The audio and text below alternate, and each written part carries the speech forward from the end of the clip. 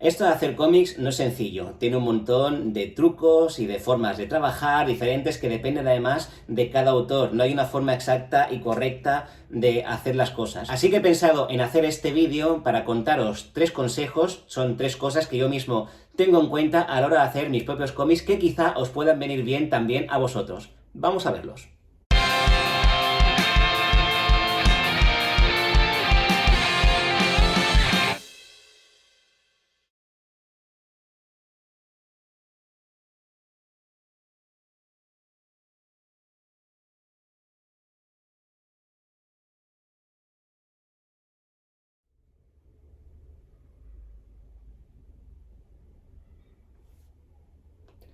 Madre mía, el título del primer consejo ya viene con fuerza, pero en parte es bastante cierto. Cuando tú estás leyendo un cómic o viendo una película, lo que sucede al principio a los personajes no importa demasiado. No es lo mismo ver a un personaje al principio, no sé, al final de una película, cuando tú ya llevas 1 hora y media con ese personaje, ¿no?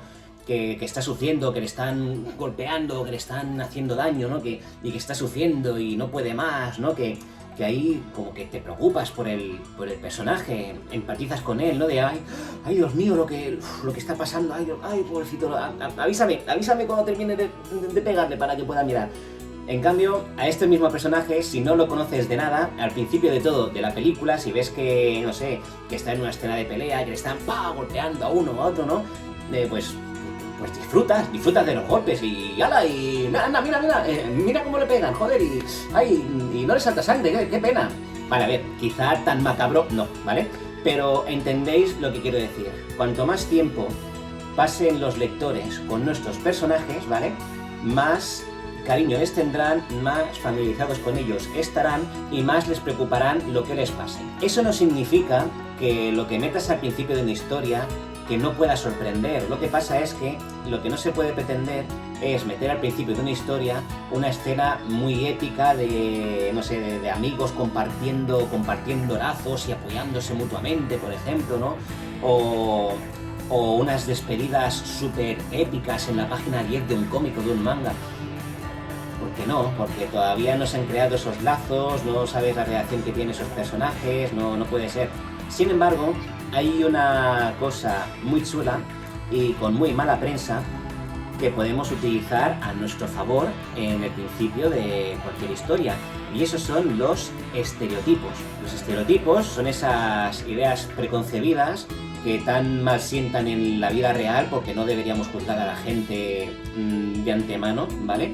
Pero como elemento narrativo, los estereotipos son muy útiles. El héroe o la heroína, el novio o la novia del héroe, la dama en apuros, el científico loco, profesor inteligente, la bibliotecaria, el viejo del parque. Hay un montón de estereotipos, de personajes estereotipados que podemos utilizar a nuestro servicio. ¿Por qué? Porque estos personajes, que solo con ver el aspecto que tienen, el lector ya puede hacerse una idea de cómo son, ¿vale? Los podemos utilizar o bien para ahorrar tiempo o bien para sorprender. De la misma manera que os ha sorprendido el título de este primer consejo, porque no es habitual ni está estereotipado que un consejo tenga un nombre del tipo lo que le pasa a tus personajes en las primeras páginas, al lector le importa una mierda. Aprovechando que más adelante voy a poner de ejemplo a Robert Kirkman con su Invencible, voy a aprovechar y también en este primer consejo también voy a hablar de él. Hay un número de Invencible en el que hay unos personajes que son un tipo Liga de la Justicia, ¿vale? Pero tal cual, puedes reconocer a uno que es tipo Flash, otra que es tipo Wonder Woman, otro que es tipo Martian Manhunter, otro que es tipo Green Lantern. O sea, es que los puedes reconocer como versiones de hacendado de estos personajes de DC. Ese número concreto de 20 o 22 páginas se dedica a presentar a todos estos personajes, ¿vale? A base de historias, de escenas de 1 o 2 páginas. Y al final, en la última página, mueren todos. Y punto. Vale, ¿qué pasa?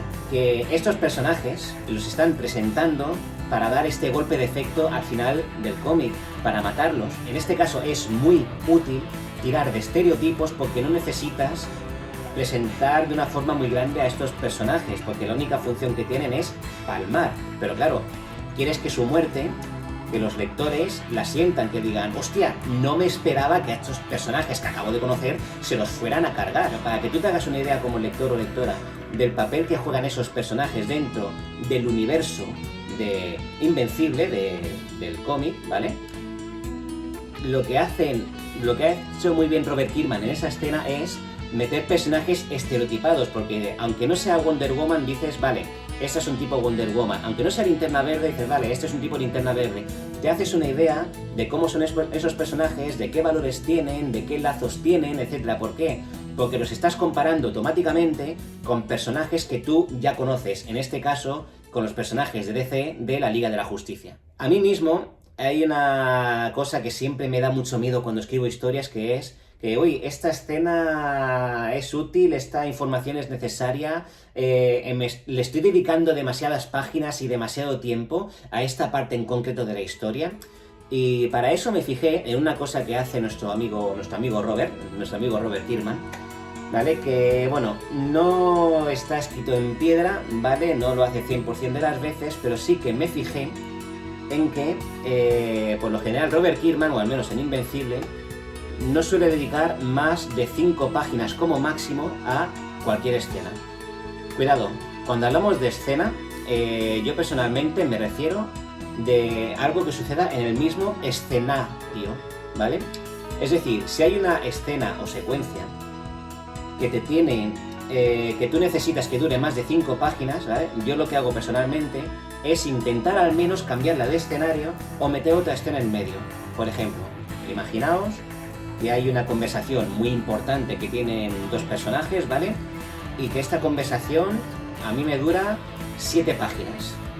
Pues lo primero que haría es, a ver, yo puedo reducir esta cantidad de páginas, y a partir de ahí entran diferentes factores. Es como, vale, sí, a lo mejor sí que puedo reducirla, pero claro, a lo mejor si la reduzco, le tengo que quitar, no sé, ciertas pausas narrativas, o tengo que quitar trozos de conversación que son matices que para mí, para los personajes, son importantes. Procuro que por lo menos los personajes se vayan moviendo y que a lo mejor en las 4 primeras páginas estén en una habitación y que las otras 3 estén en otra habitación. Si no podemos cambiar de escenario, pues hay una forma más o menos elegante, que es que si tú tienes diferentes personajes que están haciendo diferentes cosas al mismo tiempo, pues bueno, siempre puedes una escena de 6 páginas, la conviertes en una escena de 2 o de 3, metes otra escena en medio, ¿vale? De 1 o 2 páginas de algo que esté sucediendo en otro sitio y luego vuelves. Parecerá una tontería. A mí personalmente me viene muy bien,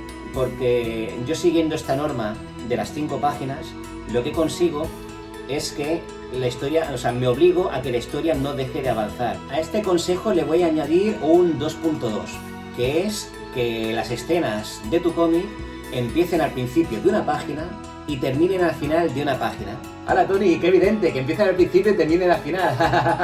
No, tiene sentido. Lo que quiero decir es que no termines una escena en mitad de una página y que no empieces otra escena en mitad de esa página. ¿Por qué? Porque a lo largo del desarrollo de una historia, a veces nos damos cuenta de que ahí va, resulta que hay que añadir una escena aquí en medio, resulta que para que esto funcione mejor tenemos que separarlo. Ay, resulta que esta escena sobra, que resulta que no me hacía falta. Es mucho más cómodo quitar o poner páginas enteras que no tener que reformular páginas que ya estaban listas y terminadas, ya sean stories o ya sea dibujadas, coloreadas o entintadas. Ahí es cuando todo se vuelve mucho más complicado. En cambio, si la escena empieza al principio de una página y termina al final de una página, sea una página 2, 3, 5, 10, las que sean, es tan fácil como quitarlas o como simplemente meter cosas en medio. Y aquí viene el tercer consejo, que cada escena sea útil. Pero ojo, hay mucha gente que piensa, tanto autores como lectores como espectadores, ¿vale?, que una escena solo es útil si la historia avanza. Es que esto no hace avanzar la historia, como no hace avanzar la historia, me aburre, esto es relleno. No necesariamente, ¿vale? Muchas veces, cuando la historia no avanza, a veces lo que está haciendo el autor es darte una información más sutil. A veces lo que está haciendo es simplemente que tú, como lector, pases tiempo con sus personajes para que empatices con ellos y que te joda más y llores cuando uno de ellos muera, que a lo mejor va a morir dentro de poco. A lo mejor lo que está haciendo simplemente es separar una escena de la otra, o a lo mejor lo que está haciendo, que a lo mejor en el momento de verlo de forma serializada no lo notas, pero sí que lo notas cuando lo ves del tirón después, cuando te lo compras en DVD, cuando lo ves así del tirón o lo que sea, a lo mejor lo que está haciendo es darte un reposo. Hay una cosa que se llama curva de intensidad, ¿vale? Que es valorar bien cuánta intensidad tiene tu historia en cada momento. Si la intensidad siempre está arriba, llega un momento que deja de afectarte. Llega un momento que, como todo es tan emocionante, todo es tan apasionante, están sucediendo cosas todo el rato, llega un punto que ya no te sorprende nada de lo que pueda pasar porque sabes que van a pasar cosas continuamente. Así que a veces hay que bajar el nivel de la curva de intensidad para después volver a subirlo. Yo lo que hago siempre es hacerme la misma pregunta. ¿Esta escena qué está aportando? Pueden ser diferentes motivos. A lo mejor esta escena hace avanzar la historia, vale, se queda. A lo mejor esta escena lo que hace es darnos más información sobre los personajes, vale, se queda.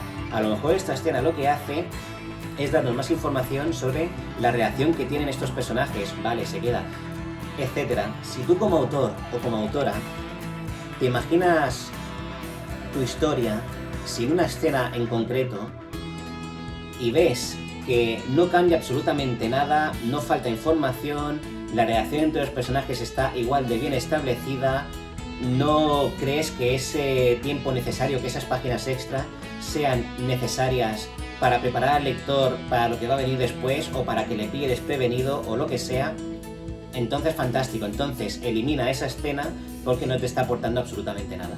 Y estos han sido los 3 consejos, así que como siempre te voy a pedir un buen like al vídeo si te ha gustado, que compartas, que comentes, no sé cuáles son tus propios trucos a la hora de escribir historias, lo que queráis. También os animo a suscribiros y activar la campanita de notificaciones y como siempre nos vemos en mi aventura comiquera, que también es la vuestra.